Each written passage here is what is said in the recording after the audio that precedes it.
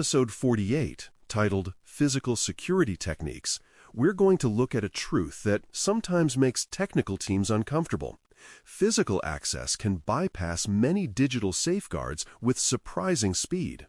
Strong passwords, segmented networks, and hardened endpoints all depend on one basic assumption, that unauthorized people cannot casually reach the devices and spaces where those controls live. When that assumption fails, attackers may not need to break encryption or exploit a remote service because they can simply touch the environment, watch routines, and use human behavior to slip past barriers. Physical security is not a separate universe from cybersecurity. It is the foundation that keeps digital controls meaningful. The goal in this episode is to understand common techniques, recognize risk patterns, and think in a safe, authorized, professional way that produces actionable findings. Common physical techniques are often simple, which is why they work, and also why they keep showing up in real incidents. Tailgating is the classic example, where an unauthorized person follows an authorized person through a controlled entry point by timing their approach and relying on social pressure. Badge misuse is another, including borrowing badges, using lost or stolen credentials, or exploiting poorly enforced procedures where badges are not checked closely. Unsecured doors show up everywhere, from propped open side entrances to loading docks that are treated as temporary access points, but become permanent weak links. The important lesson is that physical security failures often look like convenience, not malice, until you view them as an attacker would. In physical testing, you pay attention to how controls behave in practice, not how they are supposed to behave on paper. Social elements are the engine behind many successful physical entries because people naturally want to be helpful and avoid conflict. Trust is a default setting in many workplaces, especially when someone appears to belong, dresses appropriately, and moves confidently. Urgency is a powerful lever because people will bend rules to avoid delaying a critical task or to help someone who appears to be in a hurry. Authority cues are another, where uniforms, badges, clipboards, or confident language create the impression that questioning is inappropriate. None of this requires sophisticated deception. It relies on predictable human routines and workplace culture. When you assess physical security, you're really assessing how well an organization's procedures survive normal human psychology under everyday pressure. Site survey thinking is how you approach a facility without rushing into action or assuming the first thing you notice is the most important. You observe patterns, such as when staff arrive, how deliveries are handled, where visitors are directed, and which entrances are treated as real security points versus casual walkthroughs. You watch controls, including whether doors latch reliably, whether badge readers are monitored, and whether security presence is active or purely symbolic. Human routines matter, such as smoking areas, break times, and shift changes, because predictable congregation points create opportunities for tailgating and credential observation. You also note signage, lighting, camera placement, and blind spots, not to be dramatic, but to understand how the environment communicates expectations. A good site survey is about learning the system first, because physical security is a system of people, processes, and barriers working together. Device risks are where physical technique meets digital consequence, because devices are the bridge between access to space and access to systems. Unattended terminals are an obvious risk, especially when screens are unlocked, sessions persist, or shared accounts are used in operational areas. Exposed ports and accessible workstations can enable an attacker to connect peripherals, access consoles, or interact with equipment that was never meant to be touched by the public. Insecure storage areas, such as closets with networking gear, spare laptops, printed credentials, or backup media, can be a goldmine if they are treated as low-priority spaces. Even something as simple as a workstation placed near a reception area can create risk if people can see sensitive information or interact with the device while staff are distracted. When you evaluate device risks, you focus on what a person can do in a few minutes with casual access, because that is often the realistic threat window. Removable media risk deserves special attention because it combines curiosity with convenience in a way that can bypass policy. Planted devices can include removable drives, small adapters, or other items placed where someone is likely to pick them up and plug them in, often with the hope of identifying the owner or satisfying curiosity. Careless plug-in behavior is common because many people do not think of USB devices as a threat, especially in busy environments where moving files or printing quickly is routine. The risk is not limited to malware in the classic sense. The bigger idea is that an untrusted device can trigger actions on a system that were never intended, including credential capture, unauthorized input, or system compromise. The safest mindset is that unknown media is untrusted hardware, and untrusted hardware should not touch sensitive systems. In assessments, you treat removable media findings carefully because they involve human behavior as much as technical control. Evidence and consent requirements are non-negotiable in physical security work because the potential for harm and misunderstanding is high. You only act with explicit authorization, meaning you have clear scope, clear rules of engagement, and explicit permission for the specific types of actions you will take. Authorization protects the organization, protects you, and protects the people who might be affected by the test, especially in environments where safety and privacy concerns are significant. Evidence collection must also be handled responsibly because physical evidence can include sensitive images, access details, or operational routines that should not be broadly shared. A professional physical assessment avoids surprises by coordinating expectations and by treating consent as an operational control, not a paperwork hurdle.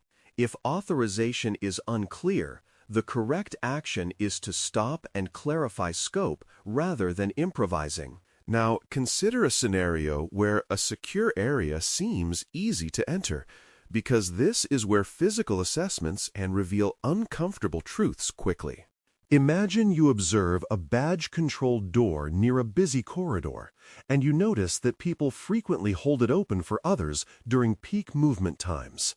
You might also see that the door does not always latch cleanly, or that the alarm on forced entry is disabled because it went off too often. The secure area looks protected on paper, but the lived routine turns it into a soft boundary, especially when no one challenges unfamiliar faces. In a real-world attack, that routine is an invitation because it offers a low-risk pathway to reach sensitive equipment or data. In an assessment, the point is not to embarrass anyone, but to demonstrate that process and culture are part of the control effectiveness. Choosing the least invasive, safest, authorized test action is how you demonstrate the weakness without creating new risk. If your authorization allows a physical access attempt, you select an action that tests the control while minimizing disruption, such as attempting entry during a planned window with a safety observer and clear stop conditions.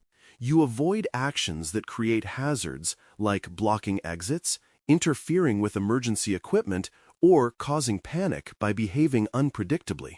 You also avoid escalating into areas not in scope, even if entry appears possible, because a physical boundary crossed without permission can create legal and safety issues immediately. The idea is to gather enough evidence to prove the weakness exists, then stop, document, and move toward recommendations. In professional physical testing, restraint is not optional. It is part of the skill set.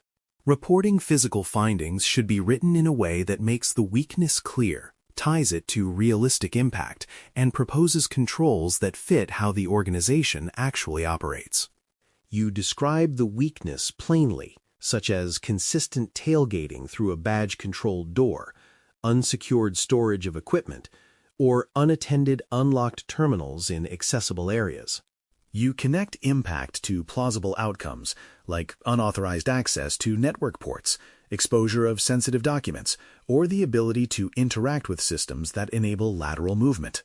You then recommend realistic controls, such as improved door hardware maintenance, anti-tailgating measures, visitor escort procedures, badge enforcement, awareness training, and monitoring that is actually reviewed. The best recommendations acknowledge that people will still be people, so you design controls that support correct behavior rather than assuming perfect compliance. Clear reporting turns an awkward physical finding into an engineering and process improvement plan. Pitfalls are serious in physical security work because mistakes can create safety hazards or exceed permission boundaries. Escalating beyond permission is the fastest way to destroy trust and potentially create legal consequences, even if the intention was to prove the point. Creating safety hazards can be even worse, such as interfering with emergency exits, entering restricted operational areas without coordination, or introducing objects that could cause accidents. Another pitfall is collecting excessive evidence, like unnecessary photos of sensitive spaces or identifiers, which can create privacy and operational risks. A professional approach emphasizes safety, clarity, and strict adherence to scope, with the understanding that physical environments have real people in them. The goal is to improve security without compromising safety, dignity, or operations. Quick wins in physical security often involve strengthening access controls, improving training, and ensuring monitoring has a visible and consistent presence. Access controls can be improved by ensuring doors latch reliably, limiting propped open behavior, enforcing badge usage, and using measures that reduce tailgating opportunities where it is most common. Training helps when it is practical and reinforced, teaching staff how to challenge politely, how to handle visitors, and how to respond to urgency or authority cues without abandoning procedure. Monitoring presence matters because cameras and guards are effective only when people believe they are meaningful and when they actually result in intervention when something unusual occurs. Small process changes, like visitor badges that are distinct and escort requirements that are consistently applied, can also reduce risk quickly. These quick wins work because they address the human layer and the physical layer together. To keep the essentials sticky, use this memory anchor: permission, safety, observation, minimal action, report. Permission reminds you that physical testing is strictly scoped and must be explicitly authorized to protect everyone involved. Safety reminds you that physical environments introduce hazards and human consequences that must be treated as primary constraints. Observation reminds you that you learn routines and control effectiveness by watching the system operate naturally before you test anything. Minimal action reminds you that you choose the least invasive authorized action that proves the point without creating disruption or risk. Report reminds you that your value comes from clearly describing the weakness, impact, and realistic controls that will actually be adopted. To conclude episode 48, titled Physical Security Techniques, remember that physical access changes everything, because it can turn a hardened digital environment into a reachable, manipulable space. The most effective physical assessments are calm, scoped, and safety first, with evidence that is minimal but credible and recommendations that respect real workflows. Now identify one control weakness verbally as practice. A badge-controlled door that is routinely held open during busy periods is a weak control because it relies on perfect human enforcement, and it enables unauthorized entry through normal social pressure rather than sophisticated attack. If you can describe a weakness that plainly and tie it to realistic impact and practical improvements, you are thinking like a professional assessor. That is the real purpose of this topic, not to glorify entry tricks, but to understand how physical and human factors shape the security of everything else. Thanks for listening. For more audio courses, daily newsletters, and more, please visit baremetalcyber.com.